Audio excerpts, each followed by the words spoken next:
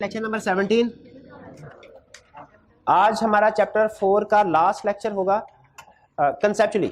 इसके बाद एमसीक्यूज होंगे। आज की असाइनमेंट में एमसीक्यूज भी शामिल हैं। ठीक है, आपने पहले घर जाके रिवीजन करनी है पूरे चैप्टर की, फिर उसके बाद एमसीक्यूज अटेम्प्ट करना है, क्योंकि एमसीक्यूज आपको पता है पूरे चैप्टर के कंसेप्ट के ऊपर बेस हो रहे होते हैं। रिवीजन करवा देते हैं हमारे चैप्टर्स की। तो कल इंशाल्लाह हम इन एमसीक्यूज को डिस्कस करेंगे। कंसेप्ट आज हमारे इस चैप्टर के कंप्लीट हो जाएंगे। आज हमें पढ़ना है एग्रीमेंट स्टेट ऑफ ट्रेड और agreement in state of legal proceedings. लेकिन आज के लेक्चर की तरफ चलने से पहले प्रीवियस लेक्चर में से कोई क्वेश्चन पूछना चाहते हो पूछ लीजिए। जी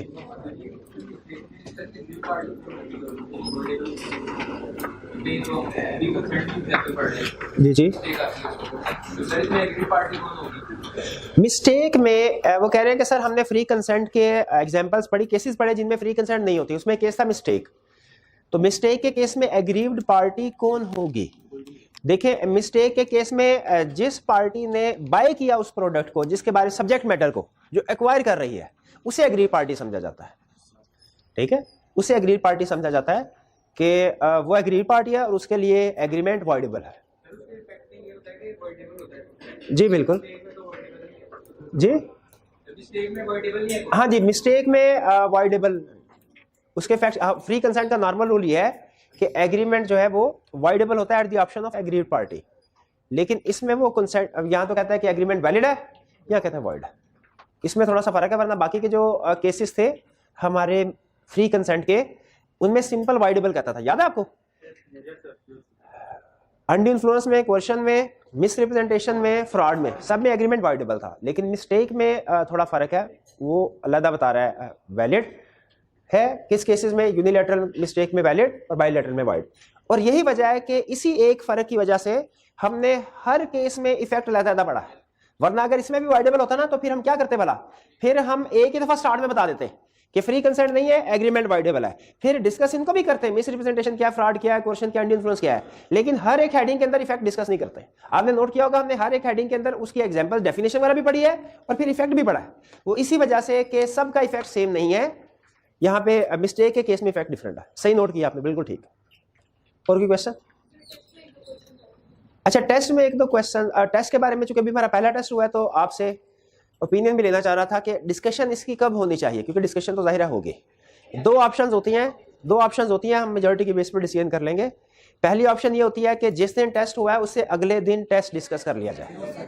दूसरी ऑप्शन ये है कि जब हफ्ता पूरा, आपको हफ्ते का टाइम होता है, हफ्ते के बाद टेस्ट चेक होकर वापस मिले, जिस दिन आपको टेस्ट वापस मिले उससे अगले दिन, ताकि आप घर जाके देख लें कि आपने क्या गलतियां किया, क्या ठीक है, और उसके बाद नहीं वोटिंग करवा लेते हैं। कितने स्टूडेंट्स का ख्याल है कि जिस दिन टेस्ट, क्योंकि उसके अपने प्लस माइनस है दोनों के, हफ्ते बाद स्टूडेंट कहते हैं सर हम सारा कुछ भूल चुके होते हैं। ठीक है, लेकिन बहरहाल आपकी अपने ऑप्शन है। कितने स्टूडेंट्स का ख्याल है कि जिस दिन टेस्ट और डिस्कशन उससे अगले दिन होनी चाहिए? और कितने स्टूडेंट्स का ख्याल है कि जब हमें टेस्ट चेक होके वापस मिले उससे अगले दिन डिस्कशन होनी चाहिए? ये वाले ज्यादा स्टूडेंट। चले फिर थोड़ा सिस्टम चला के देखते हैं। अगर आपने फील किया कि नहीं वेरी नेक्स्ट डिस्कशन बेहतर है तो फिर तब कर लिया करेंगे। तो हम इसकी डिस्कशन जो करेंगे इंशाल्लाह वो आपको जब टेस्ट वापस होगा उसके बाद। जी अच्छा, मैंने देखा था शायद चैप्टर 4 का क्वेश्चन था उसमें। चले पढ़ा तो हुआ था ना आपने, वहाँ कोई बात नहीं, इक्का दुक्का पार्ट इस तरह का हो जाता है बास का। जी जी जी नहीं, एक मिनट। जी जी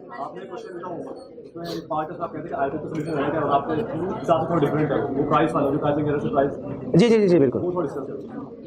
नहीं, वो प्राइस हमने ये पढ़ा था कि अगर कोई एक तो सब्जेक्ट मैटर में अगर किसी को मिस्टेक लगे उसकी वैल्यूएशन में, तो आपको पता है लॉ उसको कहता है कि ये वैलिड है कॉन्ट्रैक्ट। वैल्यूएशन में अगर आपने गलती की तो ये आपकी अपनी गलती है, कॉन्ट्रैक्ट वैलिड रहेगा, उसके ऊपर फर्क नहीं पड़ेगा। फिर सम टाइम ऐसा होता है कि हमने गलती से टाइपिंग एरर की वजह से प्राइस कुछ और कोड करना चाहते हैं, लेकिन कोड प्राइस कोई और हो गई, तो वो ऑफर फाइनल वही समझी जाती है जो कि कम्युनिकेट होती है ऑफरी को।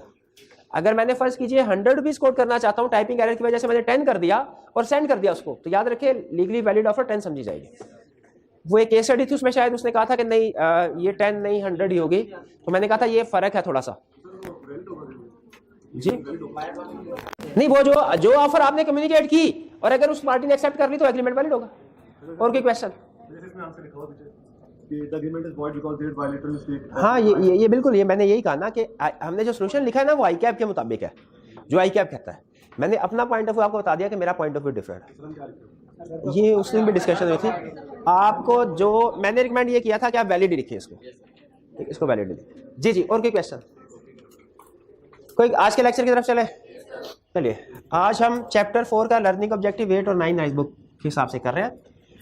हमने इस चैप्टर को 2 हिस्सों में डिवाइड किया था, एक फ्री कंसेंट और एक वाइड एग्रीमेंट। फ्री कंसेंट हमने पढ़ लिया, उसकी पांचों चीजें एक एक करके पढ़ ली।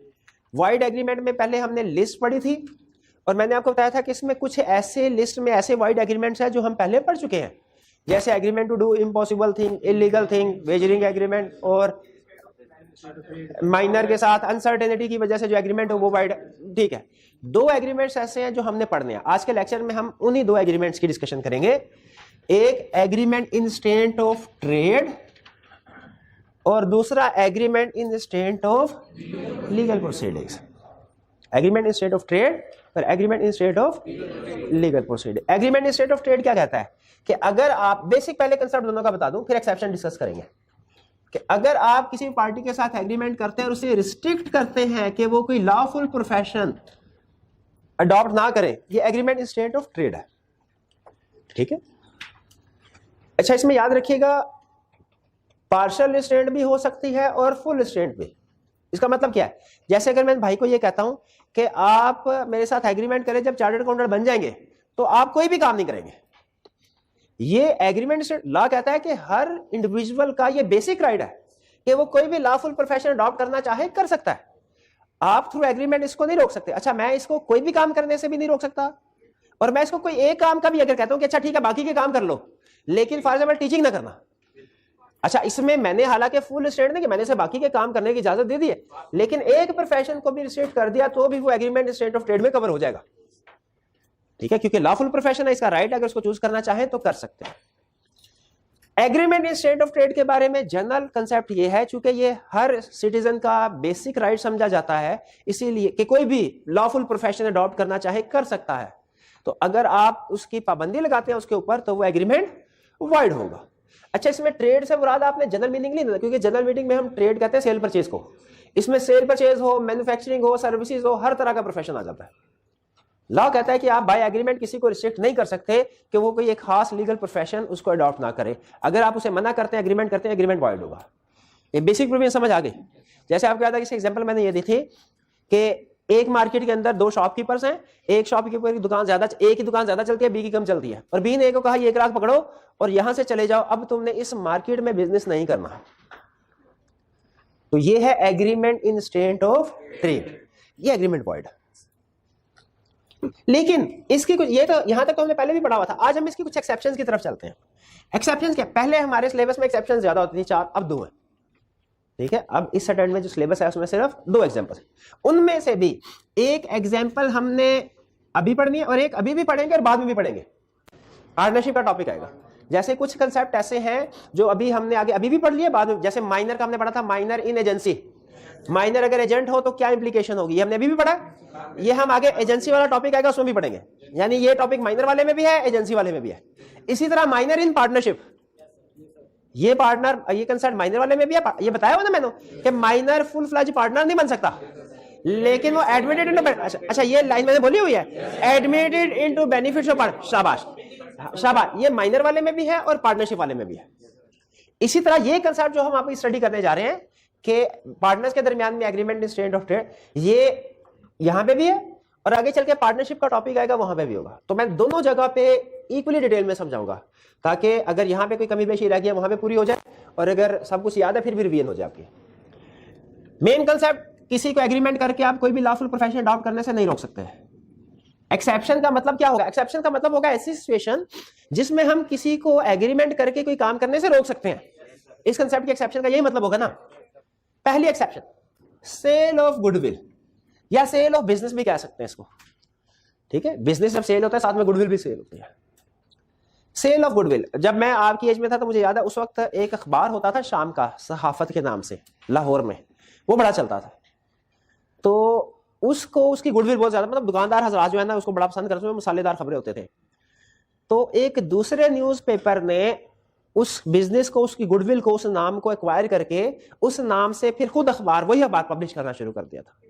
अब आप खुद सोचें, क्या इस नॉर्मली तो हम किसी को नहीं रोक सकते, लेकिन जब बाय गुडविल सेल कर दी एक बिजनेस ने, अपने बिजनेस का नाम बेच दिया, तो क्या अब वो बंदा जिसने बेचा है गुडविल को, बिजनेस को, क्या वो उसी नाम से काम कर सकता है? दोबारा करना नहीं कर, वो तो उसका मकसद ही फौत हो जाएगा। ये कंसेप्ट है सेल ऑफ गुडविल। नॉर्मली आप किसी को बिजनेस करने से नहीं रोक सकते, लेकिन अगर वो बंदा आपको गुडविल सेल कर दे, बिजनेस सेल कर दे पूरे का पूरा, फिर आप उसको रोक सकते हैं, लेकिन इसकी कंडीशंस है, फिर उसको रोक सकते। और ये ध्यान में रखिएगा, दो एग्जांपल, दोनों में फर्क। एक एग्जांपल है, मैं इन भाईजान का बिजनेस नहीं खरीद रहा, हम दोनों की दुकान एक ही मार्केट में, बिजनेस नहीं खरीद रहा, बल्कि इन्हें कह रहा हूं पैसे ले लें और चले जाए। ये सेल ऑफ गुडविल या सेल ऑफ बिजनेस का केस नहीं है, ये स्टेट ऑफ वॉइड है। लेकिन अगर मैं कहता हूं कि आप ऐसा कीजिए, अपना सारा बिजनेस मेरे हवाले कर दें, और आपने इस नाम से या किसी और नाम से इस मार्केट में बिजनेस नहीं करना, क्योंकि अगर मार्केट में बिजनेस करेंगे तो फिर तो जाहिर है वो मकसद ही नहीं रहा। हम फर्ज कीजिए फेसबुक का मालिक, उसे कहते हैं फेसबुक हमें भेज दो, ठीक है, अब उसने फेसबुक हमें भेज दी और फिर एक अलहदा और वेबसाइट बनाई फेसबुक के नाम से, अब वो चला रहा है। हमें क्या फायदा हुआ? हमें तो इतनी महंगे बिजनेस खरीदने का गुडविल कोई फायदा नहीं हुआ ना। फायदा कब होगा? जब हम उससे फेसबुक खरीदेंगे और उसे कहेंगे कि तुमने अब फेसबुक, और इवन ये भी कहेंगे उसको कि तुमने इससे मिलती जुलती भी कोई और वेबसाइट, सोशल वो वेबसाइट जो है वो स्टार्ट नहीं करनी। फायदा तो हमें तभी होगा ना, वरना तो सबको पता है असल में मालिक कौन है बैकएंड। वो अगर किसी दूसरे नाम से भी वेबसाइट स्टार्ट कर दे, हम खरीद भी ले, तो लोग उस तरफ चले जाएंगे, क्योंकि उन्हें पता है बैकएंड पे ये बंदा, इसने पहले भी क्वालिटी प्रोवाइड की, एक अच्छी जो है सर्विस प्रोवाइड की थी, सोशल वेबसाइट, अब भी जो इसकी सोशल वेबसाइट नहीं होगी, लोग उस तरफ चले जाएंगे। तो जब बायर इतनी बड़ी इन्वेस्टमेंट कर रहे होते हैं, किसी बिजनेस या गुडविल को खरीद रहे होते हैं, तो वो एग्रीमेंट में इस चीज को इंश्योर करते हैं कि हमें इसका बाकायदा फायदा भी हो।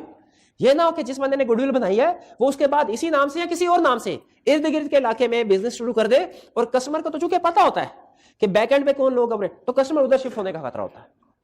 इसीलिए लॉ ने यहां पे बायर को प्रोटेक्ट करने के लिए एक्सेप्शन रखी है कि अगर कोई पर्सन अपने गुडविल या बिजनेस को सेल करता है, गुडविल को, बिजनेस को सेल करता है, तो उसे फिर काम करने से, सेलर को जिसने बेची है, उसे फिर काम करने से रोका जा सकता है, लेकिन इसकी कुछ कंडीशन है। कंडीशन देखिएगा और सुनिएगा, क्या ये कंडीशन रीजनेबल है? रोका जा सकता है प्रोवाइडेड, शर्त क्या है? Restriction is for similar business. आप सिमिलर बिजनेस करने से रोक सकते हैं। अगर कोई डिसिमिलर बिजनेस, कोई डिफरेंट बिजनेस को शुरू करना है तो करे, अखबार ना चलाए, अखबार के अलावा कोई जूतों का कारखाना शौक से करे, उस पर रिस्ट्रिक्शन अप्लाई नहीं होगी। सिर्फ सिमिलर बिजनेस करने से रोका जा सकता है। पहली कंडीशन समझ आई? पहली कंडीशन क्या हुई? जिसे हमने बिजनेस या गुडविल खरीदी है उसे हम सिमिलर, जैसे अखबार वाली एग्जांपल है, सिमिलर बिजनेस से रोकेंगे। क्लियर? फिर उसके बाद फॉर स्पेसिफाइड लोकल लिमिट, उसे बता देंगे कि आपने इस एरिया में बिजनेस नहीं करना। ये जो रिस्ट्रिक्शन है, ये मैं उसे ये नहीं कह सकता कि पूरे पाकिस्तान में अखबार नहीं अब तुमने स्टार्ट करना, नहीं, ये वाइड है, ये अनरीजनेबल है, लागत है अनरीजनेबल है, ठीक है। मैं उसे स्पेसिफाइड लोकल, जैसे लाहौर में नहीं कर सकते, इसका मतलब अगर वो कराची में जाके अखबार अपना बिजनेस स्टार्ट करना चाहे कर सकता है। नहीं, सेम नाम से नहीं, डिफरेंट नाम से। तो रिस्ट्रिक्शन होगी सिमिलर बिजनेस की, और फिर रिस्ट्रिक्शन होगी स्पेसिफाइड लोकल लिमिट की। और ये लोकल लिमिट क्या है, रीजनेबल है कि नहीं, ये केस टू केस वेरी करे। रीजनेबल होनी चाहिए, लेकिन मैं तो यही कहूंगा, मेरे ख्याल में तो पूरा पाकिस्तान रीजनेबल है, कोर्ट भी डिसाइड करेगा। हमने जो रीजन स्पेसिफाई करनी है ना, जब एग्रीमेंट करना है बाइंग सेलिंग का, उसमें लोकल लिमिट को स्पेसिफाई करना है। लेकिन अगर वो लोकल लिमिट अनरीजनेबल, जैसे मैंने पूरा पाकिस्तान एग्रीमेंट में स्पेसिफाई कर दिया और उसने साइन कर भी दिया, ला कहेगा नहीं भाई ये तो लोकल अखबार था, लाहौर में सिर्फ निकलता था। अब आपने कराची में अगर दूसरा बंदा अखबार निकाल रहा है तो आपको तो कोई फर्क नहीं पड़ेगा, आपकी तो मार्केट ही लोकल। तो इसी तरह सिमिलर बिजनेस के लिए रिस्ट्रिक्शन है, स्पेसिफाइड लोकल लिमिट के लिए, जो कि क्या होनी चाहिए, रीजनेबल होनी चाहिए। ये दूसरे और ये तीसरे। और कितने टाइम के लिए? सारी उम्र के लिए, ताकि क़यामत? नहीं नहीं नहीं, या तो रीजनेबल स्पेसिफाइड टाइम हो, या उतना अरसा जितना अरसा बायर सिमिलर बिजनेस कैरी कर रहा है। यानी उसने क्या कहा, रिस्ट्रिक्शन सिमिलर बिजनेस पे लगाई, लोकेशन जो उसने जुरिस्डिक्शन रखी है, लोकल लिमिट्स। लोकल लिमिट्स का मतलब है कि ज्योग्राफिकली किस एरिया पे, वो भी रीजनेबल होनी चाहिए, टाइम भी रीजनेबल होना चाहिए। अगर आप लोकल लिमिट्स या टाइम एग्रीमेंट में स्पेसिफाई कर देते हैं लेकिन वो अनरीजनेबल है, तो लॉ क्या कहेगा? लॉ कहेगा ये वाली शर्त वाइड, एग्रीमेंट वैलिड है, ये शर्त, बल्कि इसकी जगह पे क्या होगा? Reasonable limit. और रीजनेबल क्या है? ये केस टू केस वेरी करेगा। भाई फर्क प्रवीण समझ आई? पहली चीज क्या हमने सीखी, फिर से सुन ले। Agreement in state of trade void है। वॉइड की एग्जांपल क्या है? हमने किसी को पैसे दिए और कहा कि तुमने अब इस इलाके में, इस मार्केट में बिजनेस नहीं करना, ये एग्रीमेंट वॉइड है। लेकिन फर्ज कीजिए हम हाल रोड पे बिजनेस कर रहे थे, हमारे साथ इलेक्ट्रॉनिक्स की दूसरी दुकान थी, हमने उसे कहा तुम अपना गुडविल, अपना बिजनेस हमें बेच दो, लेकिन शर्त क्या है, कंडीशंस क्या लगाई? अब मैं कंडीशन बताता हूं, आप बताएंगे कंडीशन वैलिड है कि नहीं। हमने कहा आप इस मार्केट के अंदर इलेक्ट्रॉनिक्स का बिजनेस नहीं कर सकते। क्या वो बंदा इस मार्केट में इलेक्ट्रॉनिक्स के बजाय कोई और बिजनेस कर सकता है? हाँ, शाबाश, पहले कर सकते। फिर हमने कहा अच्छा आप बिजनेस नहीं करेंगे, पूरे पाकिस्तान में बिजनेस नहीं कर सकते, ये वाइड, ठीक है। तो ये पहले वाला था सिमिलर बिजनेस, डिसिमिलर कर सकते हैं। दूसरा था रीजनेबल लिमिट होनी, अगर अनरीजनेबल है तो वो वाइड है। और तीसरा टाइम, मैंने कहा कि अगले 50 साल तक नहीं कर सकते, ला कहता है वाइड।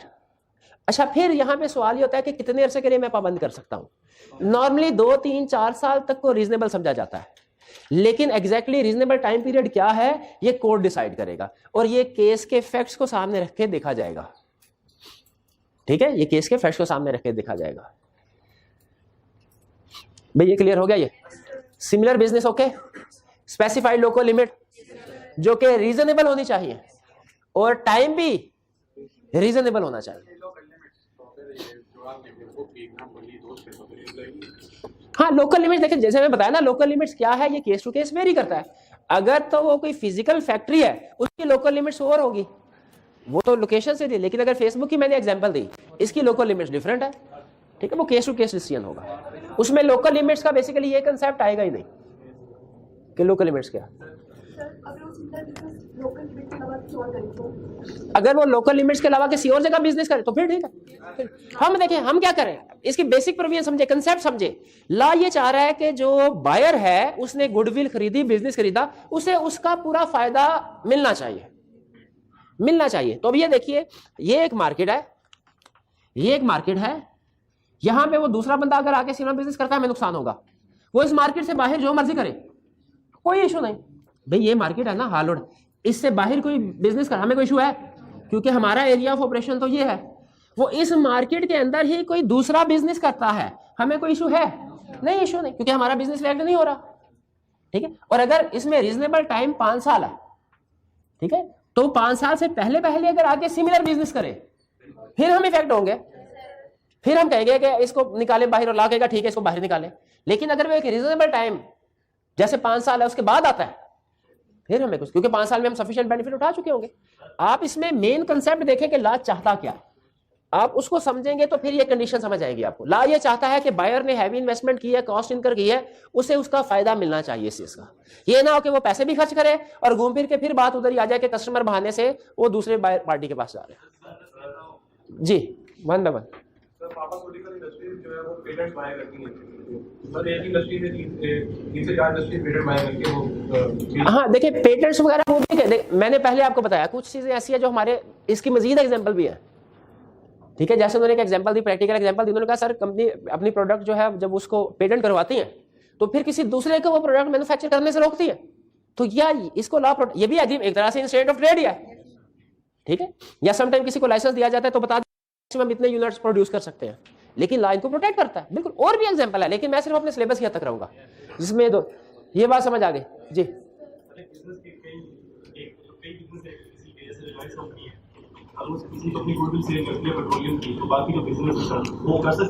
देखिए ये वो एग्जांपल को थोड़ा मजीद आगे लेके गए, इन्होंने कहा सर कुछ बिजनेस ऐसे होते हैं जिनकी डिफरेंट सेगमेंट्स होते हैं, ठीक है। वो अगर अपने किसी एक सेगमेंट को सेल करते हैं, ठीक है, और जो बायर है वो ये रिस्ट्रिक्शन लगाता है कि आप फर्दर जो है ये बिजनेस नहीं करेंगे, तो वो सिर्फ रिस्ट्रिक्शन सिमिलर वो सेगमेंट के लिए होगी कि पूरी कंपनी के लिए? सेगमेंट के लिए होगी, सेगमेंट के लिए। सब्स्टिट्यूट बिजनेस नहीं कर सकता, इन्होंने कहा सब्स्टिट्यूट बिजनेस कर सकता, सब्स्टिट्यूट तो सिमिलर हो जाएगा, सिमिलर का मतलब सब्स्टिट्यूट है, ठीक। अभी हम क्वेश्चंस करेंगे केस स्टडी, उसमें ये कंसेप्ट मजीद खुल के सामने आएगा। आपने फिलहाल ये ज़हन में रखना agreement state of trade wide है, लेकिन सेल ऑफ गुडविल या सेल ऑफ बिजनेस कह लें इस केस में वैलिड है, लेकिन उसकी कंडीशन है कि वो रीजनेबल होनी चाहिए रिस्ट्रिक्शन वगैरह। ठीक है, आगे बिजनेस सेम ना तो फिर कर सकता है, हम फिर कर सकता है। आगे चलते हैं। Agreement between partners, agreement between, क्या पार्टनर्स एक दूसरे के साथ एग्रीमेंट करके, पार्टनरशिप आपको पता है पार्टनरशिप क्रिएट ही एग्रीमेंट की बेस पे होती है, और माइनर को भी इसी वजह से कहा गया पार्टनर नहीं बन सकता क्योंकि माइनर एग्रीमेंट करने के लिए इनकम्पिटेंट है, और जब तक एग्रीमेंट नहीं होगा पार्टनरशिप क्रिएट नहीं होगी। अच्छा, पार्टनर अगर चाहे, छोटी सी एग्जांपल लेते हैं, फर्ज कीजिए ऐसा है नहीं, सिर्फ एग्जांपल देने के लिए आपको बता रहा हूं। फर्ज कीजिए कि राइज है, उसमें 10 लोग हैं, वो पार्टनर हैं, उनमें एक मैं भी हूं। क्या मुझे यह कहा जा सकता है कि आपने सिर्फ राइज में पढ़ाना है, किसी और जगह नहीं पढ़ाना? एग्रीमेंट में लिखा जाता है, सोचें जरा, क्योंकि अगर मैं किसी और जगह पढ़ाता हूं तो फिर इससे नुकसान कौन सकता है, तो ये इसकी इजाजत होनी चाहिए। बिल्कुल,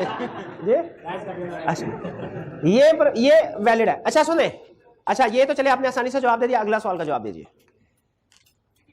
मैं अगर बाकी पार्टनर के पास गया, मैंने उनसे पूछा मैंने किसी दूसरी जगह पढ़ाना है, पढ़ा लूं? उन्होंने कहा जी नहीं पढ़ा सकते। मैंने कहा अच्छा, अब मैंने कहा ये पढ़ा तो रहा हूं, उसके साथ शाम में मैं रिक्शा भी चलाना चाहता हूं, अब बताइए, या कोई और, ये तो है मैंने मजाक में बात, कोई और डिसेंट प्रोफेशन, फॉर एग्जांपल मैंने कहता हूं मैं इलेक्ट्रॉनिक्स, टीवी वगैरह, एसी वगैरह सेल करना चाहता हूं, मैं कंप्यूटर सेल करने का काम करना चाहता हूं, यानी इन शॉर्ट डिसिमिलर बिजनेस करना चाहता हूं। सिमिलर नहीं, सिमिलर बिजनेस में तो आपको समझ आ गई बात कि नहीं इससे इंटरेस्ट इफेक्ट होगा, उसकी इजाजत नहीं होनी चाहिए। क्या मुझे डिसिमिलर बिजनेस से रोका जा सकता है? जा भाई, यस रोका जा सकता है, रोका, बिल्कुल रोक सकते हैं, ताकि अपना फुल टाइम जो है वो एक ही एक्टिविटी के ऊपर लगाया जाए। याद रखें, जो पहला सूल सुने, पहला सूल, पार्टनर जब आपस में एग्रीमेंट करेंगे तो उस एग्रीमेंट में किसी भी पार्टनर को कोई भी काम, चाहे सिमिलर और डिसिमिलर, वो करने की इजाजत भी दी जा सकती है और उससे रोका भी जा सकता है। पहला कंसेप्ट क्या बिल्ड किया? पार्टनरशिप में पार्टनर एग्रीमेंट करेंगे तो उसमें एग्रीमेंट के जरिए किसी भी दूसरे पार्टनर को कोई भी काम, चाहे वो सिमिलर और डिसिमिलर, वो काम करने की इजाजत भी दी जा सकती है और उसे रोका भी जा सकता है। समझ आई? यानी मैं अगर कहा पार्टनरशिप एग्रीमेंट में लिखो मैं पार्टनर बनने को तैयार हूं, मेरी शर्त है मैं किसी दूसरी जगह भी पढ़ाऊंगा, उन्होंने कहा ठीक है मान लिया तो पढ़ा सकते। बाकी पार्टनर ने कहा ठीक है आपको पार्टनर बनाते हैं इस शर्त पे कि आप टीचिंग के अलावा और कोई काम भी नहीं करेंगे, किसी और जगह पढ़ाएंगे भी नहीं और किसी और जगह कोई और काम भी नहीं करेंगे, पाबंदी लगा दी एग्रीमेंट में, मैंने साइन कर दिया, ये भी वैलिड है। क्यों? क्योंकि मैं पार्टनर तो हूं ना, पार्टनर तो हूं ना एग्रीमेंट में। अच्छा, ट्विस्ट कहानी में कहां आता है, जो पास्ट पेपर में केस स्टडी में चेक करता है, अगर एग्रीमेंट साइलेंट हो तो क्या होगा? मैं आपसे पूछता हूं, आप अपनी जजमेंट लगाइए।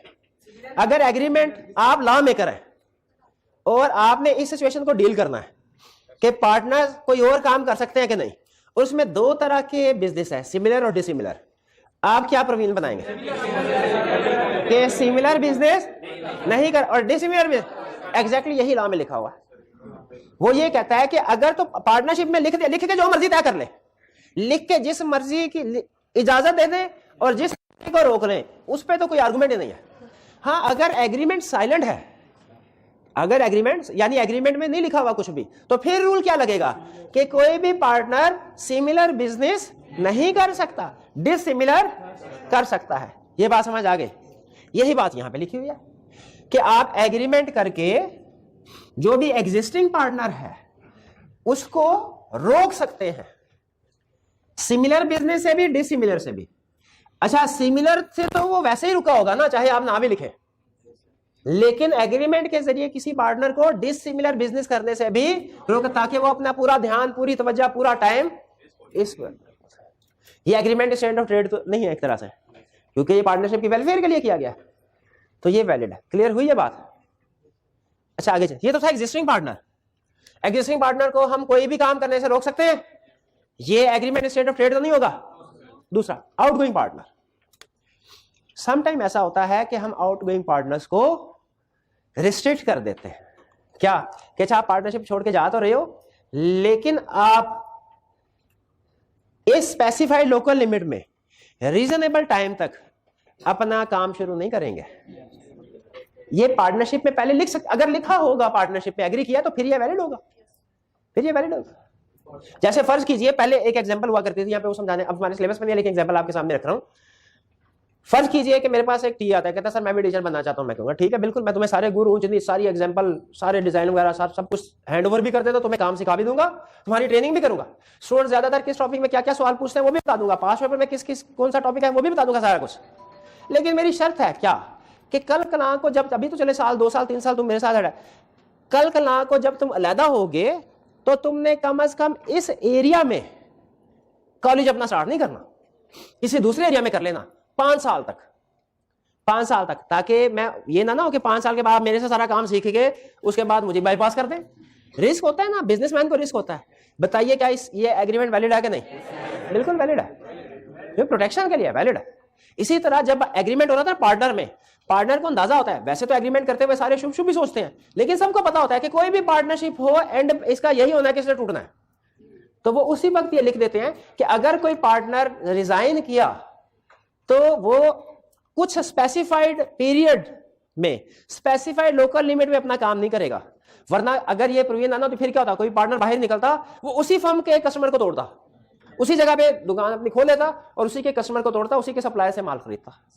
तो ये बाकी सारे पार्टनर्स को प्रोटेक्ट करने के लिए उन्होंने इसकी भी इजाजत दी है कि जब कोई पार्टनर, आउटगोइंग पार्टनर, जब कोई पार्टनर रिजाइन करके जाएगा या जब कोई फर्म डिसॉल्व होगी, फर्म खत्म होगी, कोई एक पार्टनर जाए या सारी फर्म खत्म हो जाए या ज्यादातर पार्टनर क्विट करें या गुडविल को सेल किया जाए, हर सेल ऑफ गुडविल तो ऊपर ही कवर हो गया, ये एग्जैक्टली वही है। जैसे इंडिविजुअल जब अपने बिजनेस को सेल करे तो उस इंडिविजुअल को सिमिलर बिजनेस करने से रोका जा सकता है, उसी तरह जब सारे पार्टनर्स अपनी पार्टनरशिप को सेल कर दें तो उन सारे पार्टनर्स को सिमिलर बिजनेस करने से रोका जा सकता है। वो तो एक ही कंसेप्ट। हाँ, ये कंसेप्ट कि अगर कोई पार्टनर फर्म को क्विट करता है तो उसको रोका जा सकता है, किस चीज से, कि वो सिमिलर बिजनेस नहीं करेगा। कहां तक? स्पेसिफाइड पीरियड या स्पेसिफाइड लोकल लिमिट तक। ठीक। समटाइम कुछ जो लॉयर्स होते हैं ना, वो आपस में ये एग्रीमेंट इस तरह का कर रहते हैं कि लाहौर में 5 पार्टनरशिप है लॉयर्स की, वो कहते हैं ठीक है हमारे क्लाइंट्स हैं, सारी इंफॉर्मेशन एक दूसरे के साथ शेयर करते हैं, अगर किसी ने क्विट करना है ना तो वो लाहौर में प्रैक्टिस नहीं करेगा फिर, ठीक है, वो लाहौर के अलावा किसी दूसरे शहर में जाके प्रैक्टिस करेगा ताकि वो हमारे लाहौर के क्लाइंट्स को ना तोड़े। तो क्या ये रिस्ट्रिक्शन अगर लगाई जाती है वैलिड है? बिल्कुल वैलिड। क्लियर हो गया दोनों? आज हमने एग्रीमेंट एक्सचेंज ऑफ ट्रेड पढ़ा, इसमें 2 एग्जांपल्स पढ़े, सेल ऑफ गुडविल, ये इंडिविजुअल वाली एग्जांपल थी, और फिर एग्रीमेंट बिटवीन पार्टनर्स, जिसमें अहम चीज क्या सीखी हमने, थ्रू एग्रीमेंट किसी भी बिजनेस को अलाउ भी किया जा सकता है, रिस्ट्रिक्ट भी किया जा सकता है। एग्रीमेंट में जो भी तय पाया ओके या नॉट ओके वो ठीक है, लेकिन अगर एग्रीमेंट साइलेंट है तो सिमिलर बिजनेस कोई भी पार्टनर नहीं कर सकता, डिसिमिलर कर सकता है, और अगर पार्टनरशिप को छोड़ के चला जाए फिर सिमिलर कर सकता है।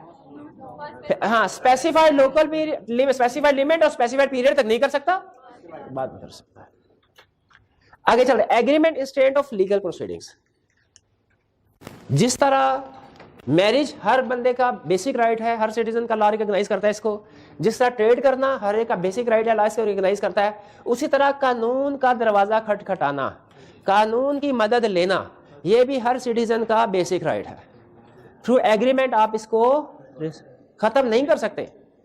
जैसे अगर मैंने किसी के साथ कोई भी एग्रीमेंट किया ना with intention to create legal relationship, कोई भी वैलिड एग्रीमेंट हुआ, तो ये अंडरस्टूड है कि एक पार्टी उसके ऊपर अमल नहीं करती तो दूसरी पार्टी ब्रीच ऑफ कॉन्ट्रैक्ट का केस फाइल कर सकती है, चाहे ये लिखा क्यों ना हो, चाहे ये लिखा कि इन case of breach of agreement कोई पार्टी केस फाइल नहीं करेगी, चाहे ये लिखा क्यों ना हो, स्टिल अगर ब्रीच ऑफ कॉन्ट्रैक्ट हुआ है पार्टी एक दूसरे के खिलाफ केस फाइल कर सकती है।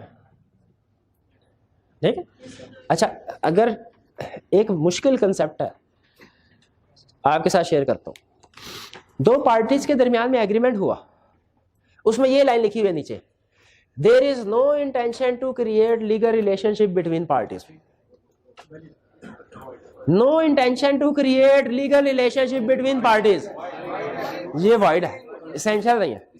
हाँ, एग्रीमेंट हुआ, स्टाम्प पेपर पे हुआ, उस पर लिखा हुआ है कि अगर किसी एक पार्टी ने ब्रीच किया तो कोई भी पार्टी दूसरी पार्टी के खिलाफ केस फाइल नहीं कर सकती, ये अब देखें, ये वाली प्रोविजन, ये वाली वैलिड है कि वॉइड है?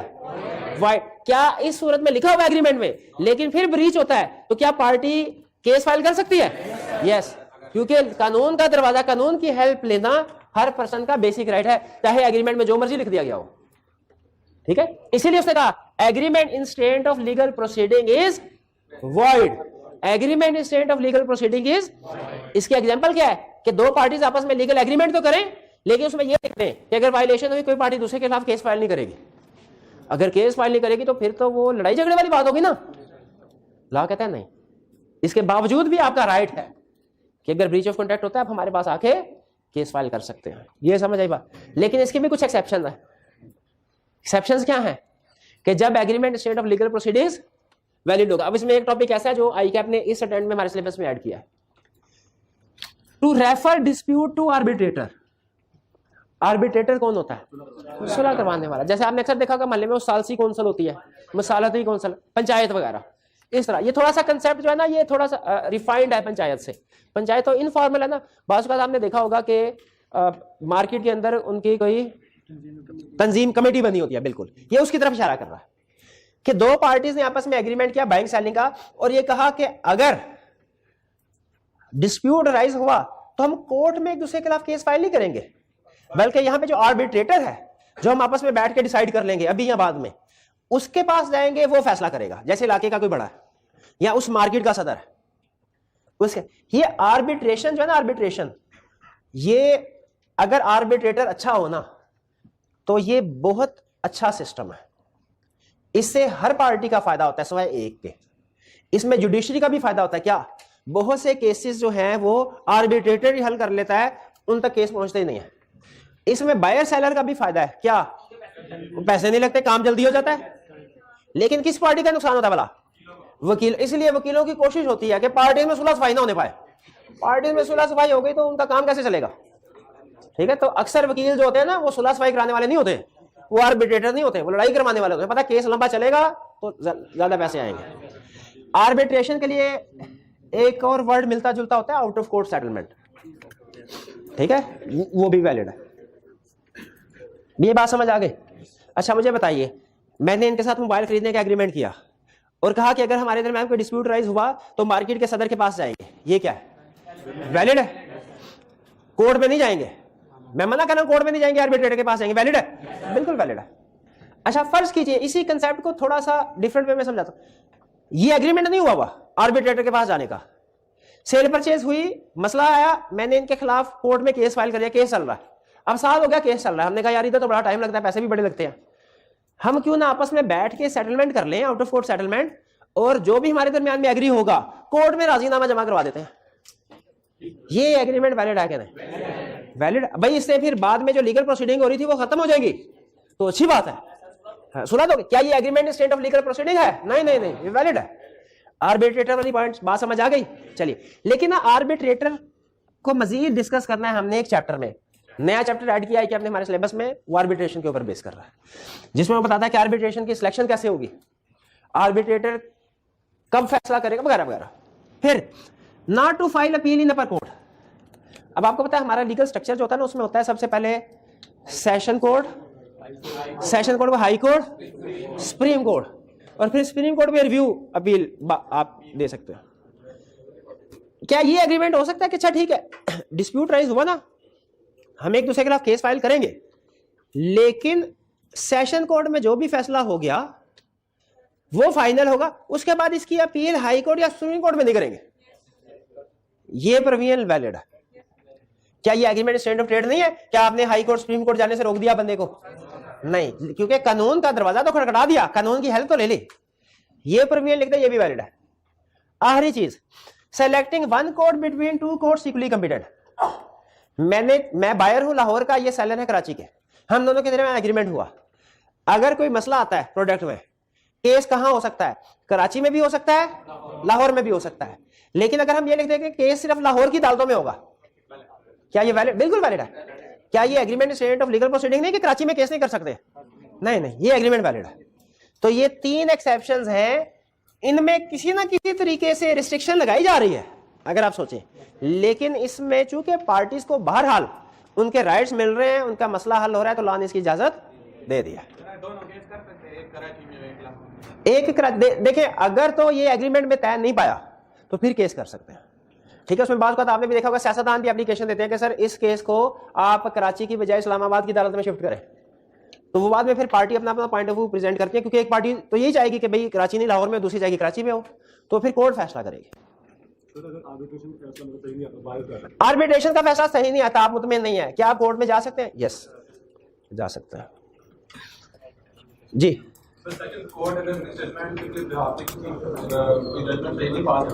देखिए अगर आपने, ये एक बात तो पक्की होती है, जब भी केस का फैसला आता है एक पार्टी ने जीतना है, एक ने हारना है, और हारने वाली पार्टी कभी ये नहीं कहेगी कि फैसला ठीक हुआ है, ये पक्की बात है। अगर आपने तय कर दिया ना कि अपर कोर्ट में अपील फाइल नहीं करेंगे, तो फिर चाहे आपके ख्याल में जज ने अन्नेवाह फैसला किया, वो वैलिड हो गया, आप उसको चैलेंज नहीं कर सकते, फिर अपील फाइल नहीं कर सकते। क्लियर? चलिए आज के लेक्चर में हमने दो कंसेप्ट सीखे, पहला एग्रीमेंट स्टेट ऑफ ट्रेड, दूसरा agreement state of legal proceeding. Agreement state of trade simple provision क्या है कि आप किसी को भी कोई लॉफुल प्रोफेशन अडॉप्ट करने से रोकते हैं तो ये एग्रीमेंट वॉइड होगा, लॉ ने हर एक को इजाजत दिया, वो कोई भी अडॉप्ट कर सकता है, लेकिन इसकी एक्सेप्शंस हैं। क्या एक्सेप्शंस हैं इसकी? सेल ऑफ गुडविल और एग्रीमेंट बिटवीन पार्टनर्स, ठीक है। सेल ऑफ गुडविल, अगर आप गुडविल सेल करते हैं तो आपको रोका जा सकता है सिमिलर बिजनेस करने से, लेकिन वो रीजनेबल, ये restriction reasonable jurisdiction, reasonable local limits में और रीजनेबल टाइम पीरियड के लिए होनी चाहिए, और सिमिलर बिजनेस के लिए। और एग्रीमेंट बिटवीन पार्टनर के केस में किसी भी एग्जिस्टिंग पार्टनर को रोका जा सकता है कि वो कोई भी सिमिलर या डिसिमिलर बिजनेस से भी रोका जा सकता है, और आउटगोइंग पार्टनर्स को भी रोका जा सकता है कि वो सिमिलर बिजनेस नहीं करेगा रीजनेबल लिमिट और रीजनेबल टाइम में। और agreement in state of legal proceeding में अगर दोनों पार्टीज आपस में एग्रीमेंट करती है कि ब्रीच की सूरत में कोई भी किसी के खिलाफ कानूनी कार्रवाई नहीं करेगी, ये एग्रीमेंट वॉइड है। यानी इसका मतलब क्या हुआ, वो कानूनी कार्रवाई कर सकती है, लेकिन 3 एक्सेप्शन है जिनमें फर्दर आप कुछ नहीं कर सकते। पहली एक्सेप्शन क्या है, आर्बिट्रेटर को, अगर आपने एग्रीमेंट में तय कर लिया आर्बिट्रेटर को केस फाइल करेंगे तो आप डायरेक्ट फिर कोर्ट के पास नहीं जा सकते, डिसएग्रीमेंट है आर्बिट्रेटर के पास आएंगे। दूसरा, आपने अगर एग्री कर लिया कि अपील फाइल नहीं करेंगे तो कोर्ट के पास गए, लोअर कोर्ट ने जो भी फैसला दिया वो फाइनल है, अब आप अपर कोर्ट के पास नहीं जा सकते। हाई कोर्ट, अपर कोर्ट से मुराद हाई कोर्ट या सुप्रीम कोर्ट। और अगर आपने ये एग्री कर लिया कि कराची और लाहौर में से किसी, लाहौर की अदालतों में केस फाइल करेंगे आप, एग्रीमेंट में तय पाया तो ये वैलिड है, फिर आप कराची की अदालतों में केस फाइल। क्लियर? चलिए आपके पास 3 मिनट है, आप रीडिंग कर लीजिए, इसके बाद इसके पास पेपर के क्वेश्चंस की तरफ चलते हैं। जी पॉज कीजिएगा, कर दीजिए जी, रिकॉर्डिंग स्टार्ट है। चलिए आज के लेक्चर से रिलेटेड आई कैप के एग्जांपल और पास पेपर के क्वेश्चन को डिस्कस करते हैं। ये नोट्स वगैरह बंद कर दें, अब सिर्फ आपके दिमाग में जो कुछ है आपने वही कंसेप्ट अप्लाई करना है।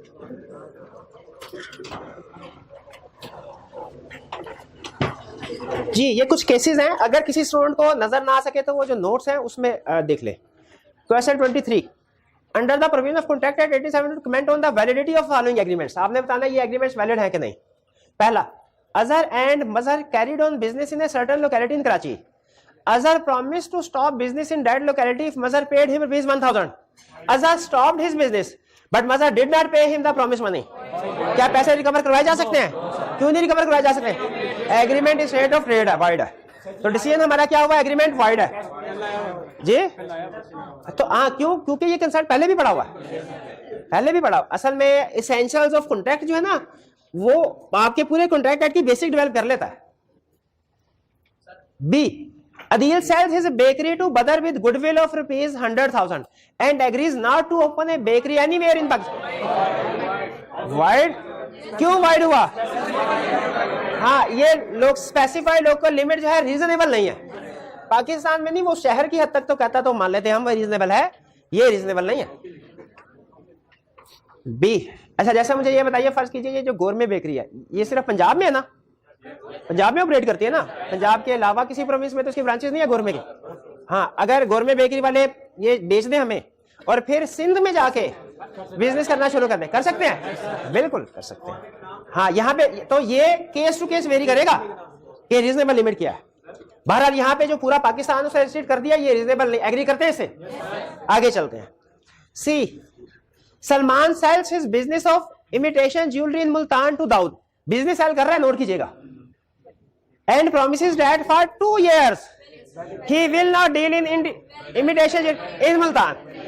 अच्छा आप देखें, ये सेल ऑफ बिजनेस से पता चल गया सेल ऑफ गुडविल का केस है।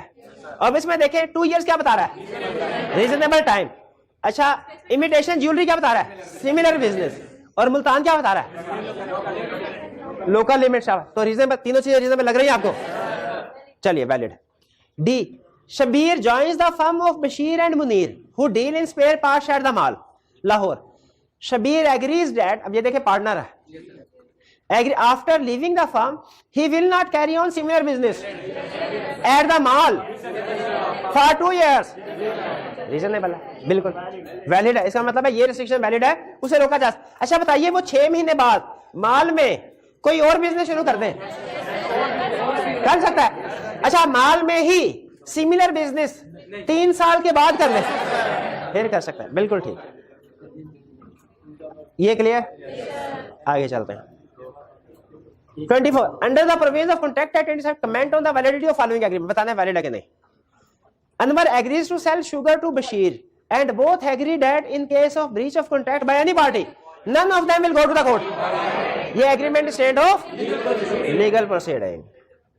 B, Azam gives Babar rupees 100,000 as a loan for 1 year and agrees that if Babar fails to return the loan, Azam must sue within 2 years. Otherwise, Babar will not be liable. अच्छा, limitation period, limitation law में 3 साल दिया हुआ है, आप इस legal provision को change नहीं कर सकते।